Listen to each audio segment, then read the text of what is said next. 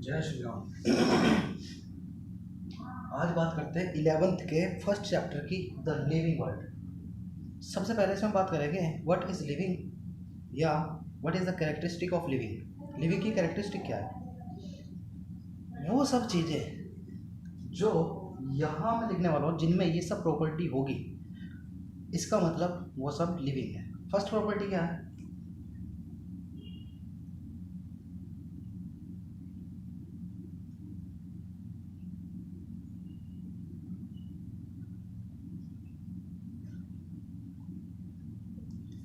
Living cellular organisation. Cellular organisation मतलब अगर कोई बॉडी सेल से बनी हुई है और वो सेल भी लिविंग हो, तब हम उसे लिविंग सेलुलर ऑर्गेनाइजेशन, यानी कि ये पॉइंट कह रहा है कि अगर लिविंग सेलुलर ऑर्गेनाइजेशन है तो ही वो लिविंग है। जैसे जो गेट होते हैं, टेबल है और दूसरे फर्नीचर है लकड़ी के, सेल से तो वो भी बने हुए हैं, लेकिन एक्चुअली वो सेल डेड है। तो हम ये ना लिख करके सेलुलर ऑर्गेनाइजेशन, हम ये लिखेंगे लिविंग सेलुलर ऑर्गेनाइजेशन। दूसरी बात,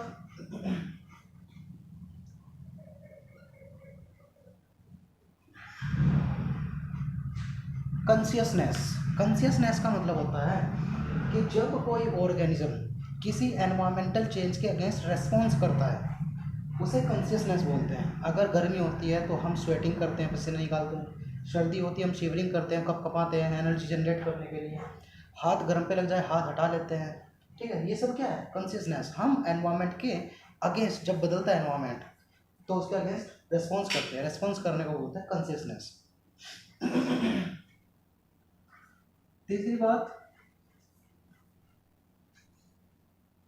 मेटाबॉलिज्म। मेटाबॉलिज्म का मतलब होता है inter conversion of the substances from one form to another form in the living body.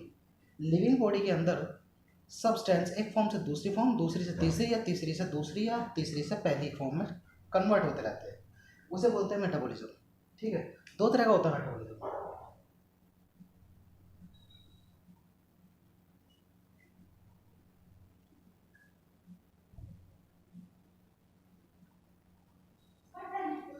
Catabolism क्या है? अगर कोई बड़ा मॉलिक्यूल टूट करके छोटे मॉलिक्यूल बनते हैं तो उसे कैटाबॉलिज्म बोलते हैं। जैसे रेस्पिरेशन, रेस्पिरेशन में ग्लूकोज टूटता है, CO2 और H2O के छोटे छोटे मॉलिक्यूल बनते हैं, तो वो कैटाबॉलिज्म हुआ। एनाबॉलिज्म में छोटे छोटे मॉलिक्यूल मिलकर के बड़ा मॉलिक्यूल तैयार करते हैं, जिससे CO2 और H2O मिलकर के ग्लूकोज का फॉर्मेशन करते हैं फोटोसिंथेसिस में, तो फोटोसिंथेसिस एनाबॉलिज्म है। चौथी प्रॉपर्टी,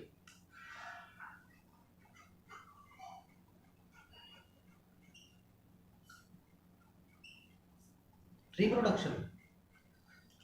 रिप्रोडक्शन मीन्स जब कोई ऑर्गेनिज्म अपने ही जैसे इंडिविजुअल का फॉर्मेशन करता है, उसे रिप्रोडक्शन बोलते हैं। ये भी लिविंग ऑर्गेनिज्म कर सकते हैं।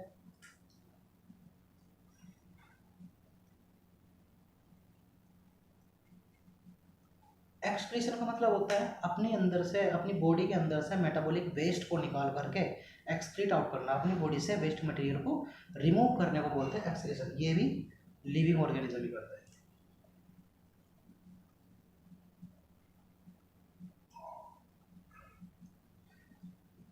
नेक्स्ट है रेस्पिरेशन। ग्लूकोज को तोड़ करके एनर्जी को जनरेट करना, ये काम भी लिविंग ऑर्गेनिज्म करते हैं। तो ये जो प्रॉपर्टी सब हुई, ये प्रॉपर्टी किसकी? ये सारी सारी प्रॉपर्टी कितनी है? 6। ये सारी प्रॉपर्टी किसकी हुई? लिविंग ऑर्गेनिज्म की। तो अगर ये सब काम हो रहे हैं, इनमें से कोई भी हो रहा है, तो समझ लीजिए वो living organism. Clear? Next,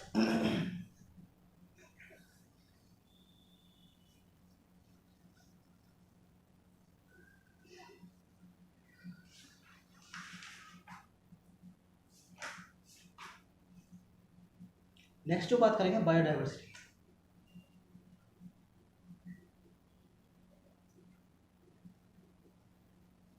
biodiversity का मतलब होता है occurrence of different type of species in a particular area. एक पर्टिकुलर एरिया में स्पीसीज का नंबर ज़्यादा होना को बोलते हैं बायोडाइवर्सिटी। जैसे एक एरिया ये है, एक एरिया ये है, यहाँ पे individual A B B B A B A B, कितने इंडिविजुअल है टोटल? 9। स्पीसीज कितनी है? 2। ए और बी, दो तरह की स्पीसीज है। ए और बी स्पीसीज कितनी है? दो, और यहाँ पे ए बी सी डी, यहाँ पे टोटल इंडिविजुअल तो 4 है, लेकिन स्पीसीज भी कितनी है? 4। तो डिफरेंट टाइप ऑफ स्पीसीज का पाया जाना, तो ये क्या है? बायोडाइवर्सिटी यहाँ ज़्यादा है, क्योंकि यहाँ डिफरेंट टाइप ऑफ स्पीसीज ज़्यादा है। ठीक है, क्लियर हो गई biodiversity?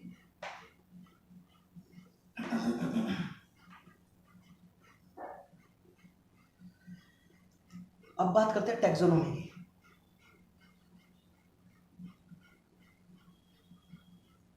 Taxonomy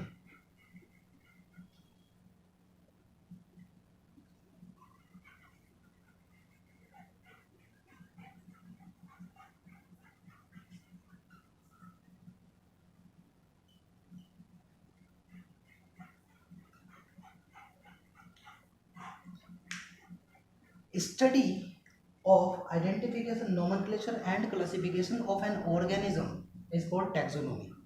Yeah, the branch of biology which deals with the study of identification, nomenclature and classification of an organism can be called taxonomy. Taxonomy के फादर थे Carolus Linnaeus ने। जब भी आपको कोई स्पीसीज या कोई इंडिविजुअल मिलता है, तब आप सबसे पहले क्या करते हैं? आइडेंटिफाई करने की कोशिश करते हैं उसको कि वो प्लांट है, एनिमल है। अगर वो कहीं भी नहीं डिस्क्राइब हुआ है अभी तक, तो आप उसे नाम देते हैं उसके बाद, और नाम देने के बाद उसे आप बताते हैं कि वो एनिमल है, प्लांट है। एनिमल है तो कोर्डेट है या नॉन कोर्डेट है, ये सब चीज़ें। तो टैक्सोनॉमी में ऑर्गेनिजम्स को अरेंज किया गया है on the basis of their similarities. Clear? Taxonomy.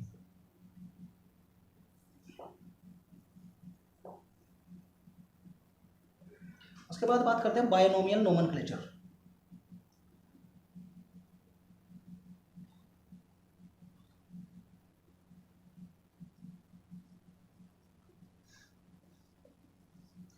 Binomial nomenclature एक ऐसा सिस्टम है जिसमें किसी ऑर्गेनिज्म को नाम दिया जाता है, नामकरण पद्धति है ये नोमेनक्लेचर। और इसमें एक नाम जो होता है वो उसके 2 कंपोनेंट होते हैं। जैसे आप देख लीजिए अपना नाम, ह्यूमंस का नाम क्या होता है? होमो सेपियंस। तो in this nomenclature particular species got a name which have 2 component, 2 component होते हैं। फर्स्ट कंपोनेंट जो होता है वो स्पीसीज वो उसके जीनस को शो करता है, और सेकंड कंपोनेंट जो होता है वो इसकी स्पीसीज को शो करता है। ये हुई बाइनोमियल नोमेनक्लेचर की बात, ये भी कैरोलस लीनियस ने ही दिया था। अब उसके कुछ रूल्स होते हैं लिखने के। रूल्स नंबर 1, ये जो कैपिटल, ये जो जेनेरिक नेम है, generic name should be start with capital letter, जैसे एच यहाँ कैपिटल बना है। दूसरा rule, specific name should be written in small, पूरा पूरा स्पेसिफिक नेम स्मॉल में लिखा जाना चाहिए। तीसरा रूल, दोनों नाम जो ये है उन्हें अंडरलाइन करना होगा, डिफरेंट डिफरेंट, या तो अंडरलाइन कर लो या इटैलिक्स में लिख दो उनको। तीसरा रूल ये हो गया। चौथा, जिस ऑथर ने ये नाम दिया होगा उस ऑथर का नाम ब्रैकेट में उस नाम से आगे लिखा जाना चाहिए। जैसे ये लिन लिखा हुआ है, इसका मतलब लीनियस ने नाम दिया हुआ है, तो ऑथर का नाम कैपिटल में वो ब्रैकेट में लिखा जाना चाहिए बाइनोमियल नेम से नेक्स्ट। तो ये बाइनोमियल नोमेनक्लेचर हुआ। इसकी जरूरत क्यों पड़ी? क्योंकि डिफरेंट डिफरेंट जगह पर डिफरेंट डिफरेंट स्पीसीज के डिफरेंट डिफरेंट नेम है। यहाँ पे एक स्पीसीज को किसी दूसरे नाम से बुलाया जाता है, दूसरी कंट्री में किसी दूसरे नाम से बुलाया जाता होगा। तो ये प्रॉब्लम को ख़त्म करते हुए एक इंटरनेशनल नोमेनक्लेचर हुआ ये, कि हर एक कंट्री में एक इंटरनेशनल नेम होगा, उससे उसे पहचाना जाएगा। तो वो प्रॉब्लम ख़त्म हो गई कि यहाँ इसका नाम क्या है, वहाँ उसका नाम क्या है। ठीक है, इस प्रॉब्लम को सोल्व आउट करते हुए बाइनोमियल नोमेनक्लेचर कैरोलस लीनियस ने दिया।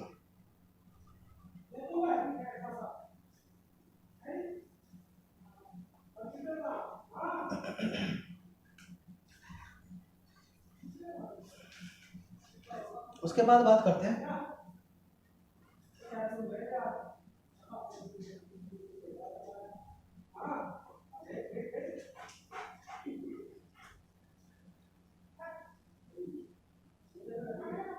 हिरार्कियल क्लासिफिकेशन। क्या होता है हिरार्कियल क्लासिफिकेशन? जैसे हम हिरार्कियल क्लासिफिकेशन ह्यूमन का करते हैं,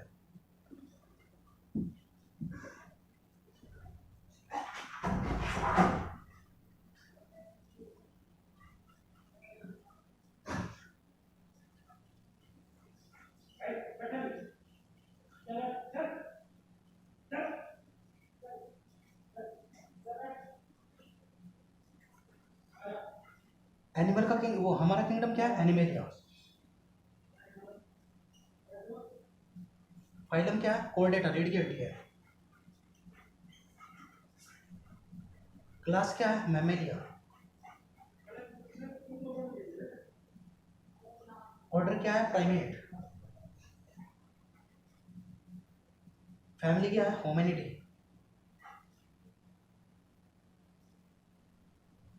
जीनस क्या है, होमो। स्पीसीज क्या है, सेपियंस। ये ह्यूमंस का हियरार्किकल क्लासिफिकेशन है जिसमें एक ह्यूमन की सारी इंफॉर्मेशन को बता दिया गया। तो इस तरह का क्लासिफिकेशन जिसमें एक स्पीसीज के बारे में पूरी इंफॉर्मेशन होती है उसे बोलते हैं हियरार्किकल क्लासिफिकेशन। क्लियर हो गई बात। ये हियरार्किकल क्लासिफिकेशन, सबसे पहली बात ये कि इस हियरार्किकल क्लासिफिकेशन को इस तरह से तिरछा ही लिखाया था, कभी भी सीधा नहीं लिखा था। जिस बुक में लिखा हुआ है वो गलत है, या जो भी इसे लिखता है सीधा वो गलत होता है। दूसरी बात, अब आप ये देखेंगे कि जब आप किंगडम से स्पीसीज तक जाते हैं तो सिमिलरिटी इंक्रीज होती है। देखो यहाँ सारे एनिमल आते हैं, यहाँ सिर्फ रीढ़ की हड्डी वाले आते हैं, यहाँ सिर्फ मैमेलिया जो अपने बच्चों को दूध पिलाते हैं। इस तरह करते करते करते करते ह्यूमंस आ जाएंगे तो सिमिलरिटी इंक्रीज।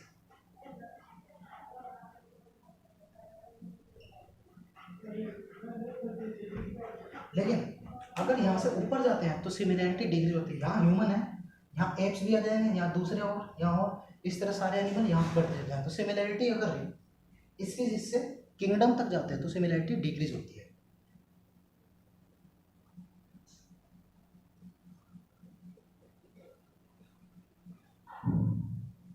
ठीक है, अब बात करते हैं टैक्सा की। टैक्सोन और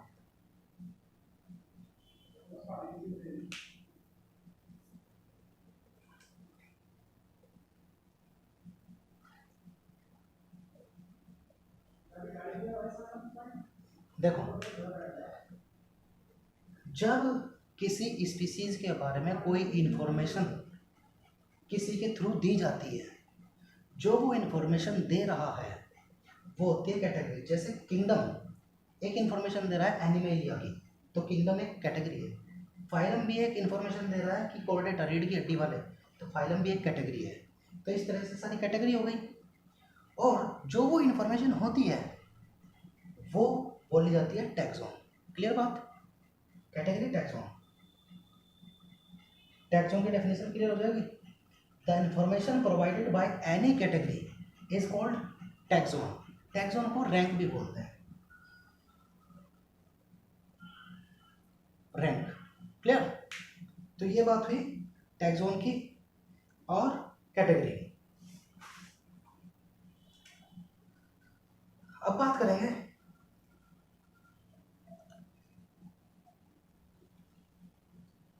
स्पीसीज की। स्पीसीज क्या है, एनिमल का वो ग्रुप जो आपस में इंटरब्रीड मीन्स सेक्स, आपस में इंटरब्रीड कर सकता है और करने के बाद अपने फर्टाइल ऑफस्प्रिंग पैदा कर सकता है।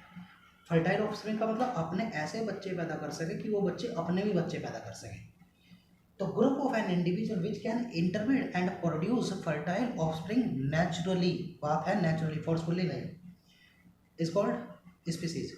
अब इन सब की डेफिनेशन बनती चली जाएगी। देखिए आप, related species is called genus, related genus is called family, related family is called order, related order is called class, related class is called phylum, related phylum is called kingdom.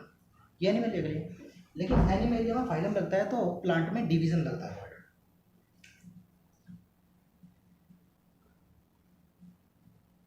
ठीक है, ये first part इस chapter का हो गया। Second part में हम बाकी चीज़ें बताएंगे आपको। जय श्री राम।